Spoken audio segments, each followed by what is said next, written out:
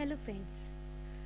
हम बात कर रहे थे पिछले चैप्टर में थिंकिंग एंड लैंग्वेज, चिंतन और भाषा। आज हम इसके थर्ड पार्ट की बात करेंगे। इसमें है कॉन्सेप्चुअल थिंकिंग, तथ्यात्मक चिंतन। यह अपेक्षाकृत अधिक उच्च प्रकार का चिंतन है। बालकों में इस प्रकार के चिंतन के अभिव्यक्ति तभी होती है जब से बालक में प्रत्ययों का निर्माण प्रारंभ हो जाता है।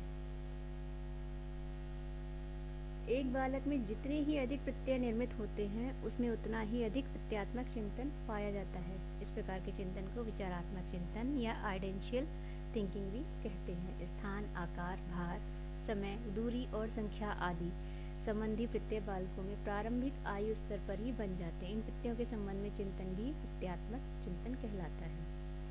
कंसेप्चुअल थिंकिंग एक महत्वपूर्ण प्रकार का चिंतन है। बहुधा थिंकिंग कॉन्सेप्चुअल या कॉन्सेप्ट्स के आधार पर करता है। व्यक्तिगत संज्ञा के शब्दों के अतिरिक्त अन्य सभी प्रकार की संज्ञा के शब्द प्रत्यय कहलाते हैं, जैसे सोना, सौंदर्य, जल, पशु, मनुष्य, लंबाई आदि। चिंतन में संप्रत्ययों का उपयोग होता है। चिंतन में संप्रत्ययों का यह उपयोग आवश्यक है। संप्रत्ययों के संबंध में कुछ अधिक कहने से पूर्व यह आवश्यक है कि संप्रत्ययों को समझ लिया जाए या इसके अर्थ को समझने का हम प्रयास करेंगे। बिनाके के अनुसार संप्रत्यय अनुक्रियाओं की वह अवस्था या वह व्यवस्था सिस्टम है जिसके द्वारा प्रत्यक्षीकृत अनुभवों से प्राप्त प्रदत्तों की व्याख्या और संगठन होता है। ऑसगुड तथा गॉस के अनुसार संप्रत्यय वह मध्यस्थ प्रतिक्रियाएं, कॉमन मेडिएशनल रिएक्शंस हैं जो किन्हीं परिस्थितियों, वस्तुओं या कार्यों में एक सादृश्य तत्वों वाले उद्दीपकों के प्रति होती हैं या एक सादृश्य प्रत्यक्ष परक संबंधों में समूह के प्रति होती हैं। ब्रूनर तथा उनके साथियों के अनुसार संप्रत्यय वह संकेत, संकेतार्थ, साइन या सिग्निफिकेंट अनुमानों का समूह है जिसमें व्यक्ति एक पदार्थ या घटना की जाति को पहचानता है। व्यक्ति की यह पहचान इस घटना या पदार्थ के प्रक्षेपित, ऑब्जर्व तथा प्रासंगिक विशेषताओं से परे होती है। प्रयोगात्मक दृष्टिकोण से उपयुक्त परिभाषाएं अधिक उपयोगी नहीं है, क्योंकि इनके या इनसे संप्रत्यय का केवल वर्णात्मक परिचय प्राप्त होता है। फिर भी यह कहा जा सकता है कि संप्रत्यय निक्रियाओं की एक व्यवस्था है जो मध्यस्थ प्रक्रिया है या संकेत, संकेतार्थ अनुमानों का वह समूह है। बिनाके ने इसे परिभाषित करते हुए कहा है कि संप्रत्यय ज्ञानात्मक संगठन अर्थात कॉग्निटिव ऑर्गेनाइजेशन की वह व्यवस्था है जो वर्तमान उत्तेजना के संबंध में गत अनुभवों के कुछ विशिष्ट लक्षणों को उपस्थित करती है। जब संप्रत्यय अभिवृत्तियों से सम्मिलित हो जाते हैं तब ये अनुक्रियाओं का नियंत्रण करते हैं, वे अनुभवों के संगठन का प्रतिनिधित्व करते हैं तथा वस्तुओं के अर्थ का निर्धारण करते हैं। अधिगम प्रक्रम प्रोसेस के साथ इनका विकास होता है। आयु बढ़ने के साथ साथ इनमें अधिक जटिलता, विशिष्टता आदि आती जाती है। संप्रत्यय प्रतीकात्मक होते हैं क्योंकि जिस परिस्थितियों में वस्तु के संबंध में प्रत्युत्तर दिया जाता है या दिया जा रहा है उसके गुणों पर निर्भर होते हैं। साथ ही साथ अनुपस्थित वस्तु और परिस्थिति के गुणों पर भी निर्भर होता है। कॉन्सेप्ट जटिल ही नहीं होते बल्कि नए अनुभवों और नए ज्ञान की वृद्धि के साथ साथ उनमें परिवर्तन भी होता रहता है। संप्रत्यय विवेकशील, संवेदनात्मक अनुभवों में संयुक्तिकरण और विस्तार के परिणाम स्वरूप बनते हैं। They result from the collaboration and combination of discrete sensory experience। संप्रत्ययों का संबंध व्यक्तियों, वस्तुओं, गुणों जैसे अच्छा, बेईमान, ईमानदार आदि तथा संबंधों, रिलेशनशिप के संबंध में हो सकते हैं। यह निश्चित भी हो सकता है और अनिश्चित भी हो सकता है। यह आवश्यक नहीं है कि व्यक्ति को इनकी चेतना हो अथवा व्यक्ति इन्हें भाषा द्वारा व्यक्त कर सके। कुछ संप्रत्ययों का विकास अधिक, कुछ का कम तथा कुछ का विकास दोषपूर्ण होता है। रसेल तथा चाल के अनुसार संप्रत्ययों का अध्ययन इसलिए आवश्यक है क्योंकि ये व्यक्ति की ऐसी चीज़ों का निर्माण करते हैं जैसे कि व्यक्ति क्या जानता है, उससे क्या विश्वास है तथा वह क्या करता है। उपरोक्त विवरण से स्पष्ट है कि संप्रत्ययों का संबंध व्यक्तियों, वस्तुओं, गुणों, घटनाओं और शब्दों आदि उत्तेजनाओं से होता है। इन उत्तेजनाओं की विशेषताओं को तकनीकी भाषा में विमा या आयाम या डायमेंशन भी कहते हैं। रंग, आकृति, आकार, संरचनाएं आदि विमाएं हैं। प्रत्येक विमा के कुछ मूल्य भी होते हैं। जैसे रंग विमा के मूल्य हैं लाल, पीला, हरा, गुलाबी, नारंगी आदि। इन विमा मूल्यों को प्रासंगिक, रिलीवेंट या मानदंडीय, क्राइटेरियल कहा जाता है, जिनके आधार पर संप्रत्यय अनुक्रिया होती है। उन विमा मूल्यों को अप्रासंगिक, इररिलेवेंट कहा जाता है, जो उद्दीपन में उपस्थित तो होते हैं परंतु उनके आधार पर व्यक्ति संप्रत्यय अनुक्रिया नहीं करता। अब जानते हैं प्रत्ययों का महत्व, इम्पोर्टेंस ऑफ कॉन्सेप्ट्स। प्रत्ययों का कल्पना एवं चिंतन में ही नहीं बल्कि मानव जीवन में बहुत अधिक महत्व है। इस संबंध में कुछ प्रमुख बिंदु इस प्रकार हैं। पहला, एक व्यक्ति के विश्वासों और ज्ञान और उसके कार्यों का निर्धारण उसके प्रत्ययों के द्वारा होता है, अतः प्रत्ययों के अध्ययन में व्यक्तियों के ज्ञान, विश्वास और कार्य की प्रकृति का अध्ययन किया जाता है। दूसरा, व्यक्ति के प्रत्ययों का संबंध उसकी अभिवृत्तियों से होता है, एटीट्यूड से होता है। यदि कोई प्रत्यय धनात्मक, पॉजिटिव अभिवृत्तियों से जुड़ा हुआ है तो ये सरलता से अनुमान लगाया जा सकता है कि उसका प्रत्यय के प्रति व्यवहार पॉजिटिव टाइप का है। दूसरी ओर यदि व्यक्ति के प्रत्ययों का संबंध उसकी ऋणात्मक अभिवृत्तियों, नेगेटिव एटीट्यूड से है तो उनसे संबंधित व्यक्ति का व्यवहार ऋणात्मक प्रकार का तिरस्कारपूर्ण अवॉइडिंग होगा। तीसरा, व्यक्ति के प्रत्यय की शुद्धता और अशुद्धता उसके बोध, अंडरस्टैंडिंग को प्रभावित करती है। इस दिशा में हुए अध्ययनों में देखा गया कि व्यक्ति के प्रत्ययों की संख्या जितनी ही अधिक होती है और यह प्रत्यय जितने ही अधिक विकसित होते हैं, व्यक्ति की समस्या या बोध उतना ही अधिक होता है। फोर्थ है, इसमें एक व्यक्ति के प्रत्यय उसके व्यवहार का भी निर्धारण करते हैं। उदाहरण के लिए व्यक्ति के मस्तिष्क में परिवार का प्रत्यय यदि अच्छा और अनुकूल विकसित हुआ है तो व्यक्ति का अपने परिवार के साथ अच्छा व्यवहार होगा। वह परिवार से संबंधित सभी कर्तव्यों और उत्तरदायित्वों का पूरा निर्वाह करेगा। इस प्रकार का व्यक्ति परिवार के सदस्यों के साथ पूर्ण रूप से समायोजित होगा। फिफ्थ है, इसमें व्यक्ति के प्रत्यय उसकी कल्पना प्रक्रिया और चिंतन प्रक्रिया को बढ़ाने में सहायता करते हैं। अब बात करते हैं हम इसके प्रत्ययों या संप्रत्ययों का निर्माण, कॉन्सेप्ट फॉर्मेशन। संप्रत्ययों का विकास अथवा अधिगम एक लंबी और कठिन प्रक्रिया है।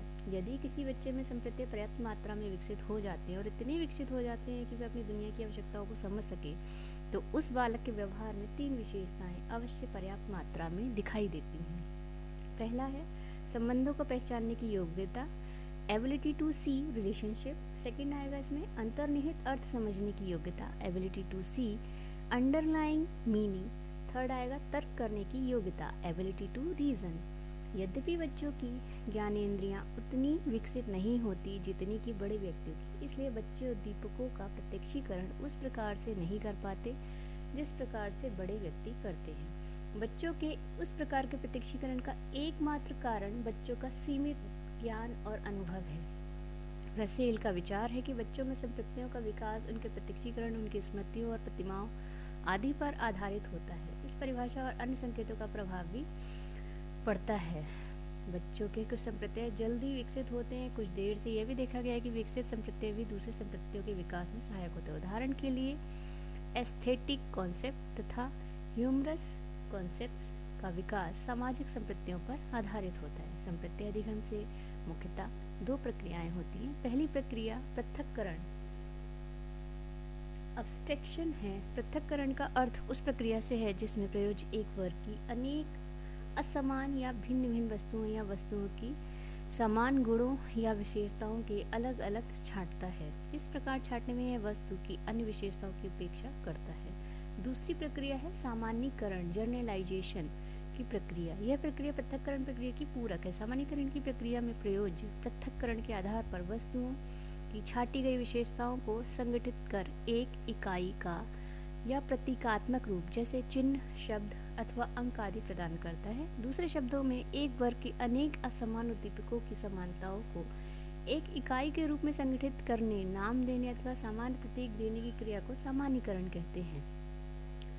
संप्रत्यय अधिगम में वो दोनों प्रक्रियाएं साथ साथ अविकसित रूप में सक्रिय पाई जाती हैं। सामान्यतः व्यक्ति को इन प्रक्रियाओं की चेतना नहीं होती। इन दोनों प्रक्रियाओं का यदि तुलनात्मक महत्व देखा जाए तो यह कहा जा सकता है कि पृथक्करण की प्रक्रिया अधिक महत्वपूर्ण है। सामान्यीकरण पृथक्करण के बिना नहीं हो सकता, अतः सामान्यीकरण प्रक्रिया तो पृथक्करण प्रक्रिया की पूरक मात्र है ही। मनुष्य असमानताओं में समानता ढूंढता है। इसी कारण से दो मनुष्यों का आकार, रंग, रूप आदि एक दूसरे से भिन्न होने पर भी हम दोनों को ही व्यक्ति या मनुष्य कहते हैं, क्योंकि आदमी की प्रत्यय विभिन्न आदमियों की समानताओं के चयन के आधार पर बना है।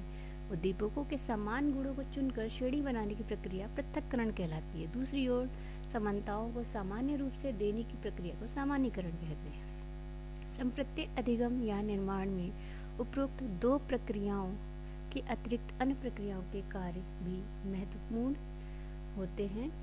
ये प्रक्रियाएं हैं, फर्स्ट है प्रत्यक्षीकरण, परसेप्शन। प्रत्यक्षीकरण वास्तव में संप्रत्यय निर्माण की प्रथम प्रक्रिया है। इस प्रक्रिया के बिना संप्रत्यय निर्माण अथवा अधिगम संभव नहीं होता। दूसरा है विश्लेषण, एनालिसिस। संप्रत्यय निर्माण की अथवा अधिगम की यह द्वितीय प्रक्रिया है। थर्ड आएगा इसमें तुलना, कंपैरिजन। संप्रत्यय निर्माण की तीसरी प्रक्रिया है। इस प्रक्रिया के आधार पर उद्दीपकों में विभेदीकरण किया जाता है। उन सभी प्रक्रियाओं में सर्वाधिक महत्व की केवल पृथक्करण और सामान्यीकरण की ही प्रक्रियाएं हैं। अब हम बात करते हैं वैध चिंतन के विकास के लिए अनुकूल परिस्थितियाँ, favourable conditions for developing valid thinking. First है इसमें प्रेरणा, मोटिवेशन। बहुधा चिंतन उद्देश्यपूर्ण होता है। चिंतन के द्वारा किसी न किसी समस्या का समाधान किया जाता है। इस दिशा में हुए अध्ययनों में देखा गया है कि व्यक्ति समस्या समाधान के लिए जितना ही अधिक प्रेरित होता है, वह समस्या के संबंध में चिंतन उतना ही अधिक और गहराई से करता है। अतः कहा जा सकता है कि व्यक्ति में प्रेरणा जितनी ही अधिक शक्तिशाली होती है, व्यक्ति चिंतन के लिए उतना ही अधिक प्रेरित होता है। यह भी देखा गया है कि जब व्यक्ति किसी प्रेरक से प्रेरित होकर चिंतन करता है, तब उसे चिंतन के प्रति उत्साह अधिक होता है। उसे चिंतन से थकान भी देर से आती है। प्रेरणा की उपस्थिति में चिंतन से समस्या समाधान होने की संभावना बढ़ जाती है।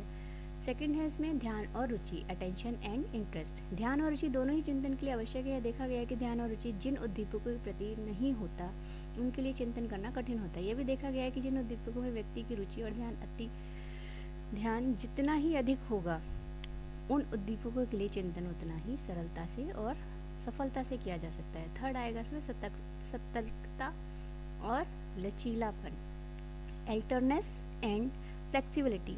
इस दिशा में अध्ययनों में देखा गया कि व्यक्ति जितना ही अधिक सतर्क, अलर्ट होता है, वह उतना ही अधिक सफल चिंतन करता है। उसे चिंतन में उतनी ही अधिक सरलता होती है। यह देखा गया है कि सतर्कता से व्यक्ति चिंतन में त्रुटियां भी कम करता है। इस प्रकार से व्यक्ति में जितना ही अधिक लचीलापन होता है, व्यक्ति चिंतन करते समय उतना ही रूढ़िवादी और अंधविश्वास से बच जाता है। यह पहले बताया जा चुका है कि चिंतन में व्यक्ति किसी न किसी समस्या का समाधान खोजता है। सतर्कता से इस समाधान की खोज में त्रुटि होने की संभावना कम रह जाती है। यदि व्यक्ति में लचीलापन होता है तो समस्या समाधान का एक विकल्प सही नहीं बैठता है, तो व्यक्ति दूसरा विकल्प सरलता से अपना लेता है। चौथा आता है इसमें बुद्धि का विस्तृत क्षेत्र, वाइड रेंज और विजडम। चिंतन में वृद्धि कारक बहुत सहायक होता है। व्यक्ति में वृद्धि की मात्रा जितनी अधिक होती है, उतनी ही अधिक चिंतन में सहायता होती है। बुद्धि चिंतन को बल प्रदान करता है। बुद्धि के द्वारा व्यक्ति का चिंतन क्षेत्र विस्तृत हो जाता है। बुद्धि से संबंधित सभी योग्यताएं चिंतन में किसी न किसी रूप से सहायक होती है। अंतर्दृष्टि भी चिंतन का एक सहायक कारक है। पांचवा है इसमें समय पर प्रतिबंधित ना होना, no restriction no time limit. चिंतन में समय पर प्रतिबंधित नहीं होना चाहिए। जो व्यक्ति चिंतन द्वारा समस्या समाधान कर रहा हो, तो उसे समस्या समय सीमा में नहीं होना चाहिए। चिंतन पर समय सीमा को लगाने के बाद चिंतन करने में कठिनाई होती है। चिंतन पर यदि समय पर प्रतिबंध लगाया जाए तो वह प्रतिबंध अधिक कठोर नहीं होने चाहिए। जब चिंतन का विषय चिंतन के लिए रुचिपूर्ण हो, तो वैसे ही संबंध या प्रतिबंध लगाना ठीक नहीं है, क्योंकि चिंतन के लिए पूर्ण प्रयास चिंतन ही अधिक रुचि के कारण होता है। गर्भीकरण का अर्थ है गर्भ में रखना, अर्थात जैसे माँ के गर्भ में शिशु का पालन पोषण होता रहता है, फिर 9 महीने बाद शिशु स्वस्थ जन्म लेता है। इसी प्रकार जब व्यक्ति चिंतन के द्वारा किसी समस्या समाधान खोज ना पाए, तो कई बार चिंतन करने पर भी बार सफलता प्राप्त होती है, तो व्यक्ति को चिंतन स्थगित कर देना चाहिए। इस अवस्था में देखा गया कि मस्तिष्क की समस्या को उसी प्रकार पालन पोषण होता रहता है जैसे माँ के गर्भ शिशु का पालन पोषण होता है। कई बार प्रकार स्थगित हो गई समस्याओं का समाधान स्वतः ही कुछ दिनों बाद निकल आता है। दैनिक जीवन में अनुभव में कई प्रकार की समस्याओं का समाधान प्राप्त हो जाता है। गर्भीकरण का ये अर्थ नहीं कि कठिन समस्या आने पर चिंतन घबराकर छोड़ दिया जाए। गर्भीकरण में उन्हीं समस्याओं का समाधान कुछ समय बाद स्वतः प्राप्त होता है जिन समस्याओं पर व्यक्ति गहन चिंतन करता है। समस्या समाधान में चिंतन व्यक्ति को संवेग रहित स्वस्थ मस्तिष्क से करना चाहिए। अंधविश्वासों और रूढ़ियों पर अधिक विश्वास नहीं करना चाहिए। लाभप्रद सुझावों पर विचार अवश्य करना चाहिए। समस्या का समाधान हो जाने पर भी जो तर्क के द्वारा प्राप्त हो समाधान की जांच अवश्य करनी